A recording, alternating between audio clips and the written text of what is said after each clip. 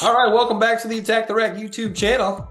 This is the Attack the Rack podcast, weekly podcast, Saturday mornings, 9 a.m. with myself and Big Mo. We got a lot to get into today, a lot on the Hey, docket. before we get rolling, Yeah, can we talk about producer Dale and what happened with our last production? yeah, rough week for producer Dale as we touched on in Thursday's Attack the Rack Daily Lineup Show with the two of us and Trent. The day prior on Wednesday, we kind of got cut off at the end. I tried to help him out, edit it to try to make it seem a little bit smooth at the end there. Did not really turn out that well. But what you're talking about is, you're talking about last week's podcast, I think. Yeah, last week's podcast. Yeah. Yeah, the So, little ending. One of my shout outs didn't get it go all the way through, did it? well, yeah, because for some reason it cut off with like 5 minutes to go when it was uploading. So didn't realize that until it was already uploaded. Already we're starting to get several views. So didn't want to take it down and repost it. So decided at that juncture just to repost the last 5 minutes as part two. So uh, Oh, that makes sense. Well, hey, we won't put the job on the market yet for producer Dale to yeah, clean those things up since we're just getting started again. no, for sure. You know, you and I, obviously we had quite a long break. So did producer Dale. So we'll cut him a little bit of slack. Yeah, sure. So Hey, maybe a quick before we get going here, quick shout out to former player of ours, Nick Wells. Shot us a little kind note yeah. saying how much he was enjoying the show. So, Nick, if you're watching this one, shout out.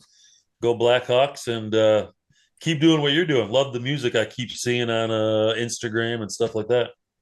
So he sent that message today. It was really nice. Yeah, letting us know he's watching, loving what we're doing. And then I noticed too the playing the piano. Yeah, yeah. I think he taught Incredible. himself. I think he taught himself how to play like during COVID or something like that, Wow. maybe. Yeah, Wow. something like that, maybe. Yeah. No. Maybe we'll uh, get him on the show and talk about it sometime. yeah, there we go. That's what we should do is we should every once in a while we should get one of your old players on and you guys can have a conversation and since I kind of know some insides and outs, I can maybe kind of navigate Yeah, and get the good stuff coming out. yeah. Let me think about that. All right. Well, hey, big video game release this week. College football 25, first time there's been a college football game released. NCAA football. I think it used to be called NCAA football. Now I think they call it college football, or I maybe. think so. But anyway, it's been like 10 years, and um, a lot of buzz about it. I'm seeing a lot of people enjoying it. A lot of people like it. A lot of people are having fun with it. It's cool too now because of the NIL. The players can get paid for their image and their likeness on the game, Ooh, and so they got player names now. I think every player got paid like $600 or something like that to be on the game. So, uh, obviously, and we talked about this on one of the daily lineup shows this past week. You and I, we haven't played video, new video games in quite a while. Uh, long time. we recently, well, within the last few months, played in the second of Tecmo Super Bowl tournament. Both of us played in.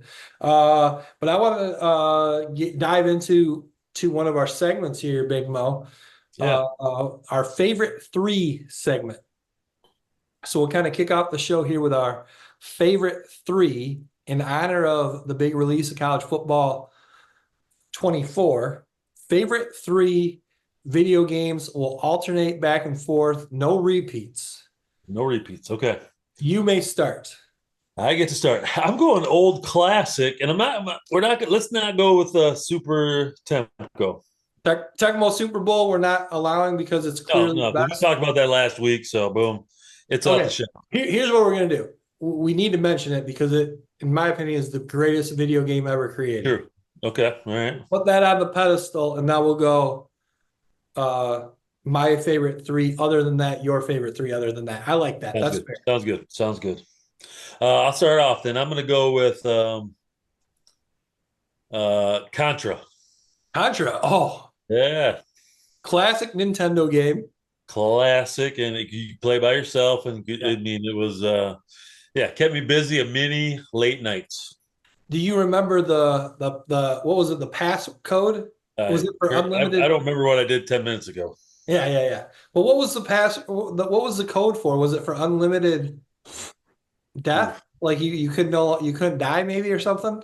probably, Yeah. probably right. I mean, Upstart if left someone right knows, now, something like that. let us know in the comments what that was, what Yeah, a the lot of patch people. code was, and what you got if you could enter the Yeah, right one. I'm sure there's a lot of people our age that still remember that That uh game. that passcode. All right, so your first was Contra. I will stick with. I mean, it's not really the same genre, but it's a non-sports game from that same era, and I'm going to go Castlevania. Ooh, Remember really? that one?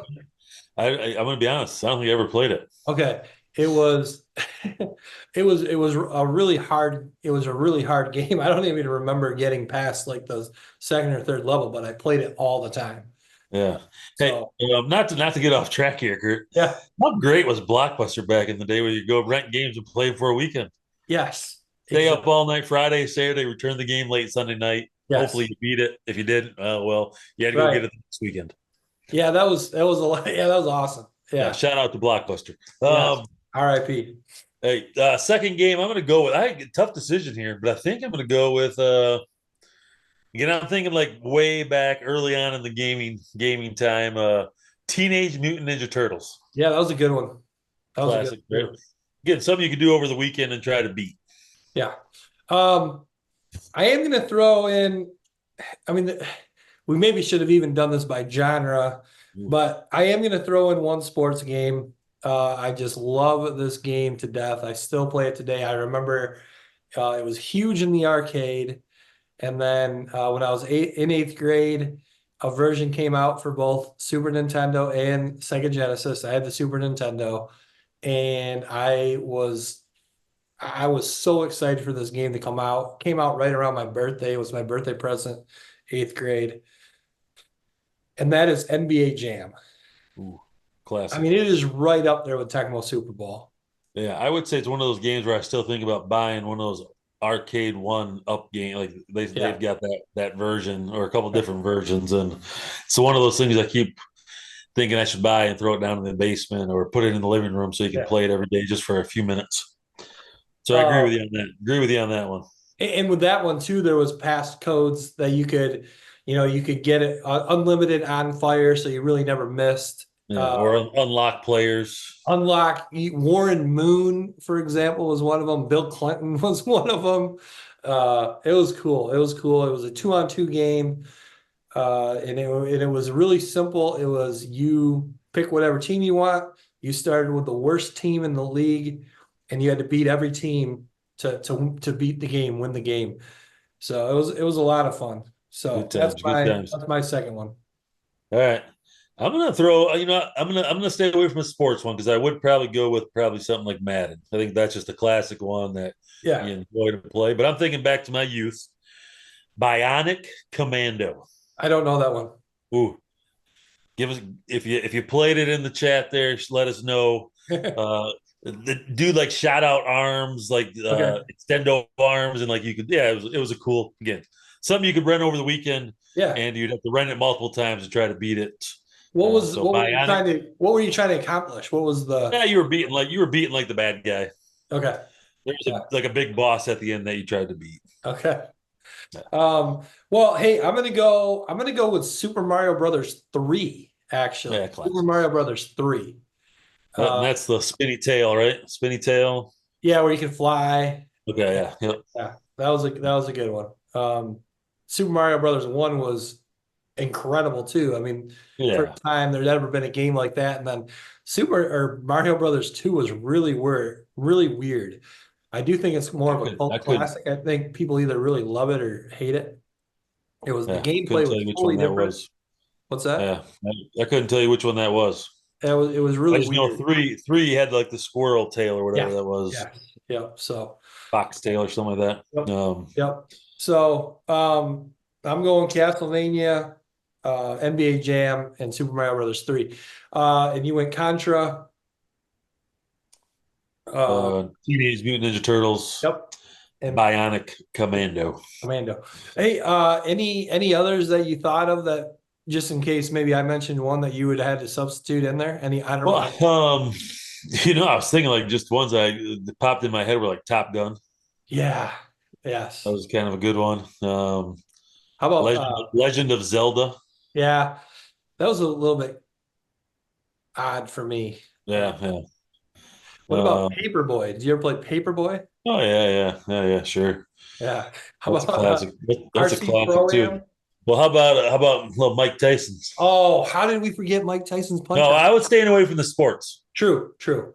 And because I was staying away from the sports, I didn't say RBI baseball. Okay. But this was probably an unpopular opinion. I liked RBI Baseball 2 better. Um, I like the more arcade style of RBI Baseball, the original. But the cool thing about RBI Baseball 2 is it ended up having all the teams and all the players, where RBI Baseball 1 only had, I don't remember, 10-ish teams. Yeah, gotcha. So, all right. Well, good, good. It's Top always good three. to reminisce about video games. I could Oh, probably it is, isn't it? Isn't talk it? about them all day long, even though I haven't played in Yeah, years. So, yeah. No, I agree with that. I agree with that. Curt, did you see obviously you worked on and helped producer Dale put out Trent's interview with Coreontae DeBerry? yeah, yeah. Really good. Trent did really well navigating that interview. I thought he had some really good questions. Um, yeah, I thought he did awesome. I would love to see him do more interviews like that. We should try to. Yeah, it's always interesting to get a couple behind the view. Yeah, He had a couple stories there with about or Coreontae with Mick Cronin, yeah. which is always interesting. So tune into that, take a peek at it if you want a little more insight. Yeah, hey, I'll put a link in the description to that interview with Coreontae DeBerry. Yeah, and Coreontae is currently playing in the $1 million challenge, or it says that's not the look I want to see. I I will get to that in just a second here. Oh, But just for those of you who are unfamiliar, yeah, Coreontae DeBerry was a high school teammate of Trent. He then went on to play 2 years at JUCO and then played for the University of Cincinnati. Senior year, they knocked off Purdue in the tournament, and Coreontae played really well in the tournament. And so they were kind of just catching up, talking about old times, talking about some of his stories from Cincinnati, and like you mentioned, a really great Mick Cronin story. I'm a huge Mick Cronin fan, so I hope Trent and Coreontae can have more conversations, and I want to hear more about Mick Cronin. So, but that brings me to and yes, part of the reason Trent did the interview now is because the TBT, which stands for the basketball tournament, is now going on. It's a single elimination tournament. Winning team gets $1 million. A lot of college teams have alumni teams in this tournament, and so Coreontae was playing on it's called Nasty Natty. It's a Cincinnati Bearcats alumni team. And I just watched the game, first game they played tonight against the team they played was called About Billions. This was the craziest basketball game, Big Mo, I have ever seen in my entire life. And in fact, the announcer said repeatedly that it was the craziest game in the history of the TBT. oh, I can't remember seeing a crazier basketball game, period. So, first of all, because of this Microsoft shutdown or became unplugged, I don't yeah, the really quite understand it. security files. Yeah, yep. But it led to a lot of flights getting shut down and being canceled. So, first of all, Cincinnati had several players that weren't even there because they couldn't get flights. So Cincinnati starts the game with 6 guys. A seventh player does show up partway through the first quarter, but then in the first half, there's a fight, There's a melee. and one of Cincinnati's players throws a punch, so he is ejected. So just shortly after picking up the seventh guy, they go back to having six. About Billions, they have 11 guys. Five of their guys ran onto the court in the fight, and they play college basketball rules. So if you leave the bench for a fight, you are automatically ejected. So they had five guys get ejected. So now they only have six. Yeah, at least we got a fair fight. Yes. So fast forward now, Elam ending for the TBT. So for those of you who aren't familiar with the way the Elam ending, the way it works is with 4 minutes left in the game, they shut off the clock, and whichever team is winning, they add 8 points to that number, and now that's what you're playing for to win. So that eliminates all the fouling at the end and all that stuff. So for example, if the score is 80 to 76 with 4 minutes to go, at the next dead ball, shut off the score or the clock, and now you add 8 to that 80 because they were the winning team, or the at that point winning the game. So now you're playing to 88 from that point on. Okay. Yep. Fourth quarter, and first of all, Cincinnati's the 1 seed in their region playing the 8 seed. Okay. So there's 32 teams, 4 regions of 8 each. Cincinnati's the 1 seed playing the 8. Cincinnati is down 60 to 44 in the fourth quarter. So they're down 16 points. Whoa. And then all of a sudden, they start playing this incredible defense, forcing turnovers, getting easy transition baskets, and they cut it down to 4 points as we're now approaching that 4-minute mark. Yeah, so they cut it down from being down 16, they cut it down to 4 by that 4-minute mark. About Billions has the ball, and it's like 4 minutes and 4 seconds, 4 minutes and 5 seconds. So they play now until there's a dead ball. Yeah. So the logical strategy for About Billions is they should have called a timeout once they get to 4 minutes. Yeah. Because they got a 4-point lead. Yep. Whereas if dead they ball, don't, now you know there's an 8 points, an 8-point game. You got to go score 8 points to win. yes, and you already have you got to score 8. You're up 4. Yeah. So Nasty Natty, they got to score 12. Yeah. Yep. Right. So if you don't call a timeout, you're risking Cincinnati getting a stop and going down and scoring a bucket. Yeah. And now getting another stop. Yes. So About Billions, the announcers were going crazy. They were like, why are they not calling a timeout? Why are they? Sure enough, Cincinnati forces another turnover. Yeah. Up on the sideline, easy 1-on-0 possibility for a layup. The dude steps out of bounds on the sideline. Ooh.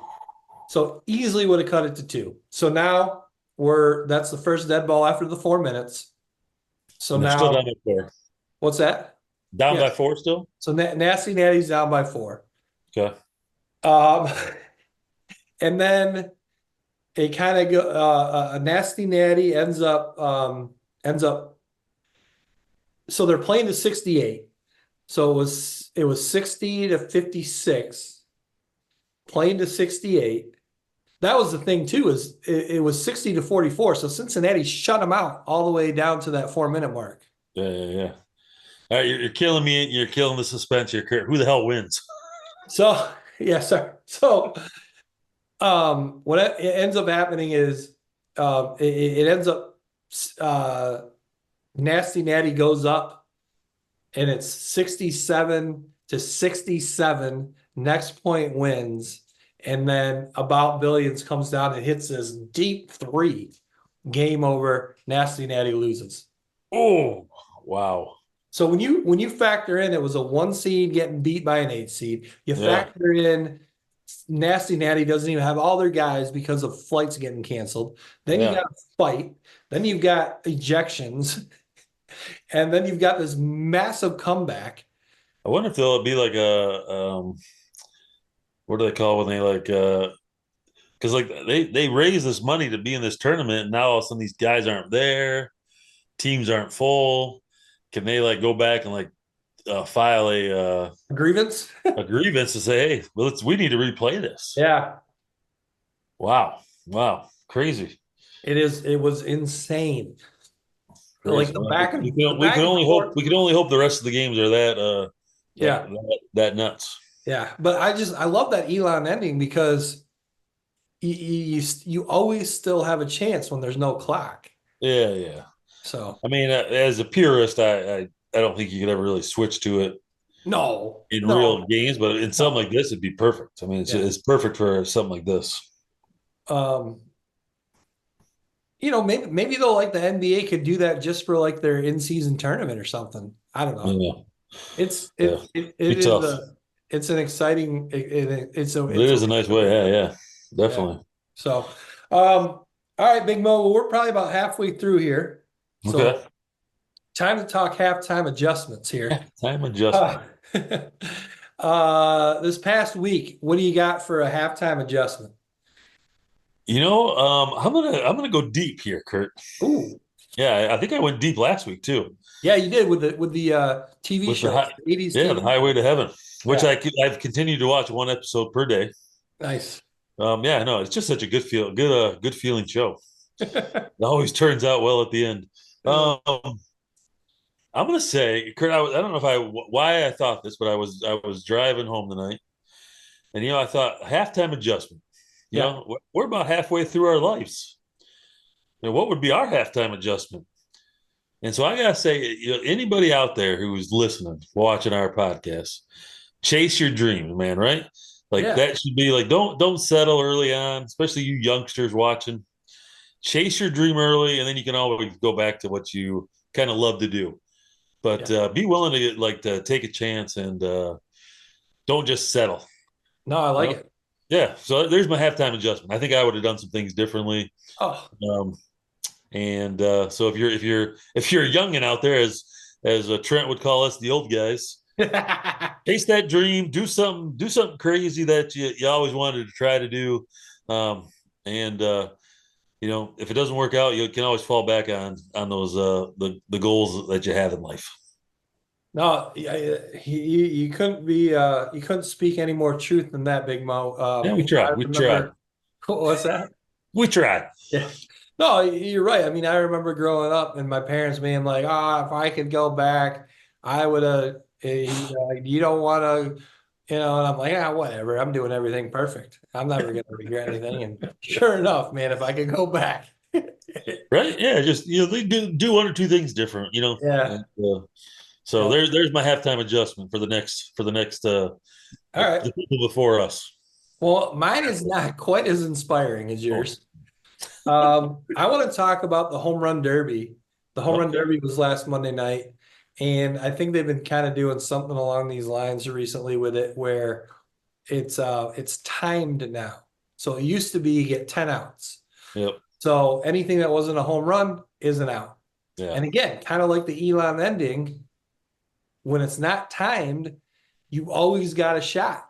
And it makes it so much more exciting. And I know at times it could get boring because they would take a lot of pitches, but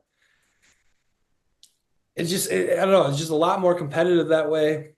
Um, and just baseball, it's not a time sport.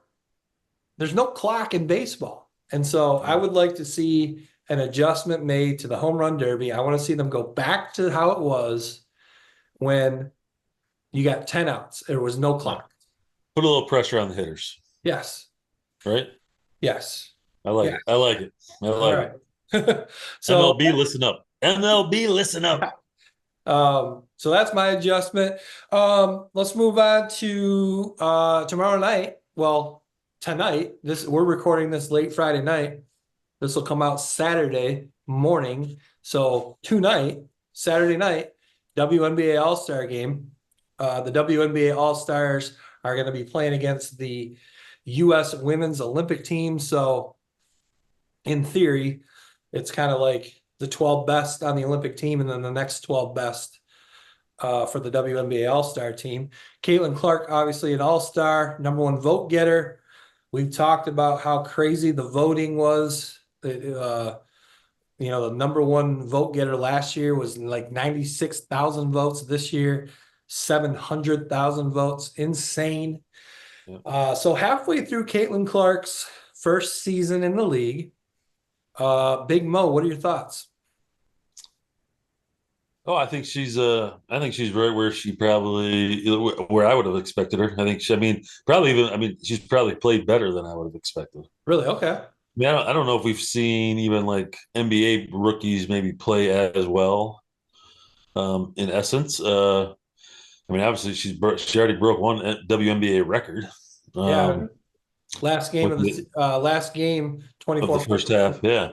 19 Um, assists was the record, 19 assists. Yeah, I mean, I think she's got to. I think she's still adjusting. I think the college game is still a little different than maybe the pro WNBA game. So she's still trying to figure some things out. And there's better defenders, and Yeah. there's more time to prepare. Those teams are trying to make sure probably that she doesn't beat them.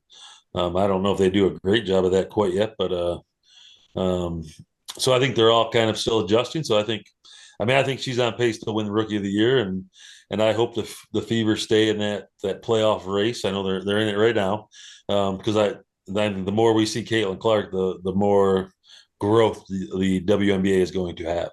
Yeah. No, for sure. And I'll be honest with you. You said you thought she's right where you thought she would be. This is me just being, I guess, ignorant or naive. I've never really watched any WNBA basketball before.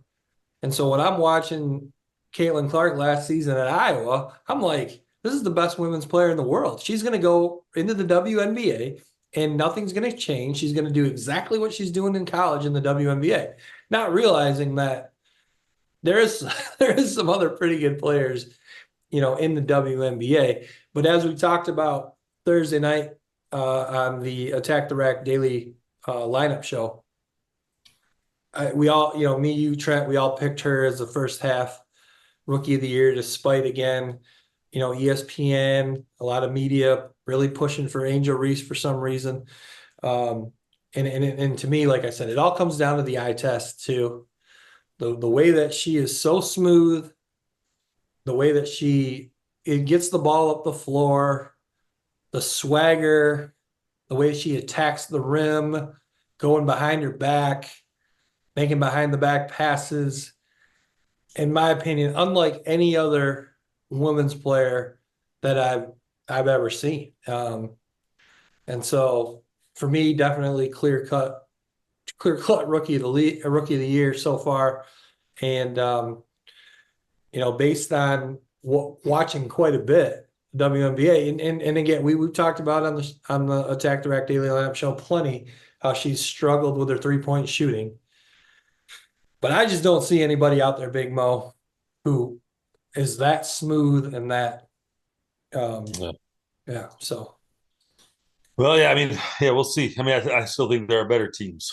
No, and I think her teammates have helped. Like almost, I think they've grown with Caitlin through this process. So I do think, obviously they've beaten, I think the top two teams in the league in the last 2 weeks of the season. So I think the second half of the season, they could pose a little bit of a threat, yeah. as long as her teammates continue to get better and she gets better. So Yeah.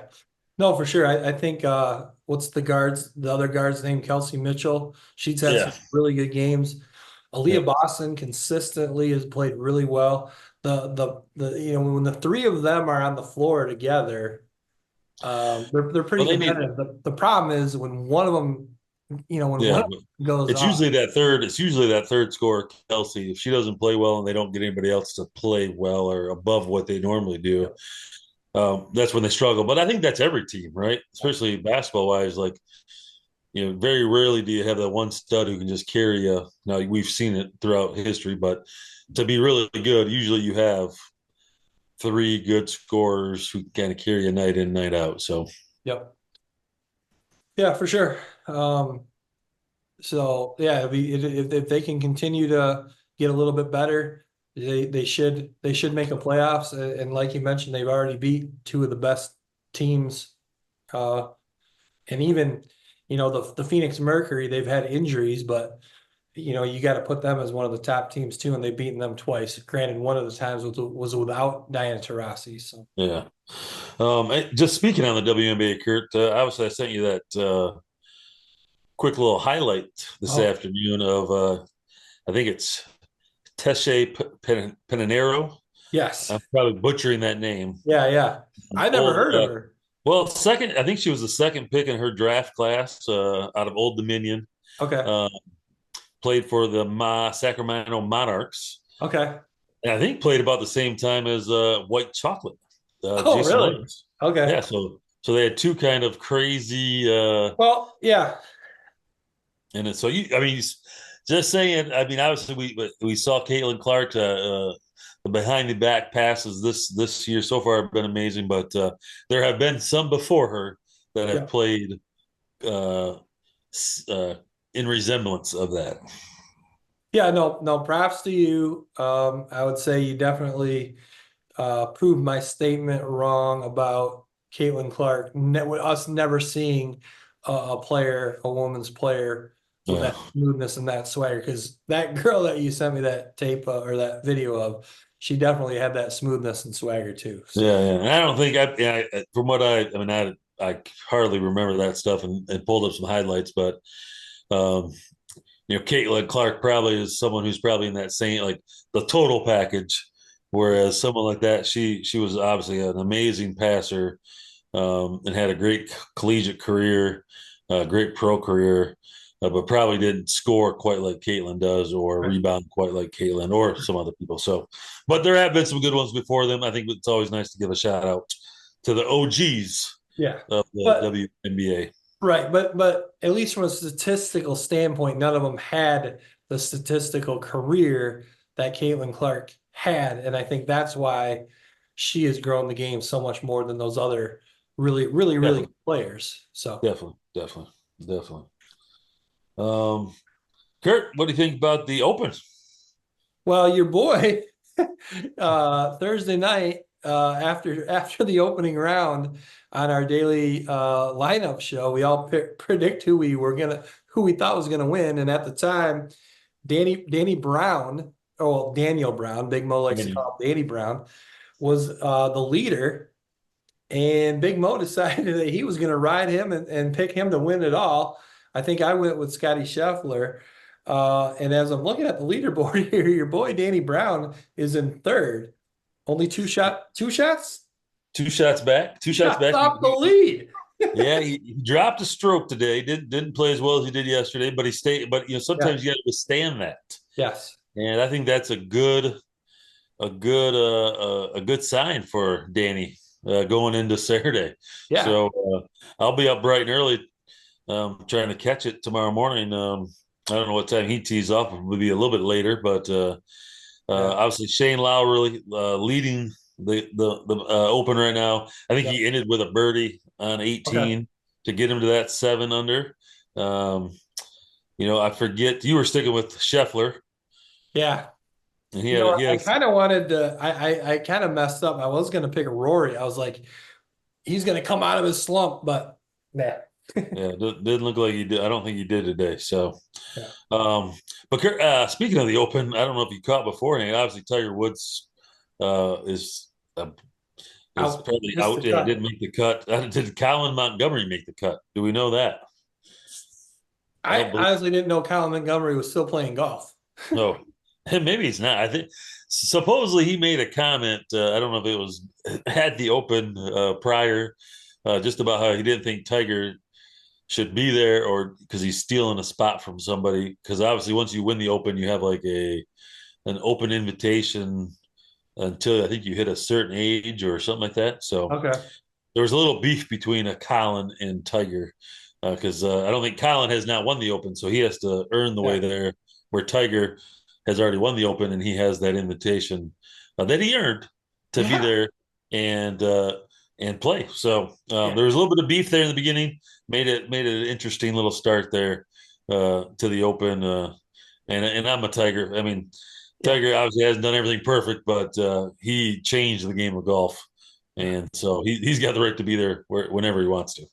No, no, for sure. I couldn't agree with you more. I mean, Tiger Woods should be able to play in any tournament he wants until he decides he doesn't want to. And Exactly. so, Exactly. um, all right, Big Mo. Another great podcast. I think we won again. Speaking of winners, Yeah. let's end the show with winner of the week. Who you got? You know who I'm going with because he's gonna have a big day tomorrow. Danny Brown, winner of All the right. week. Let's go. All right. Well, hey, my winner of the week, WNBA, just got a new TV contract, $2.2 billion Beat. over 11 years. Congrats to them. So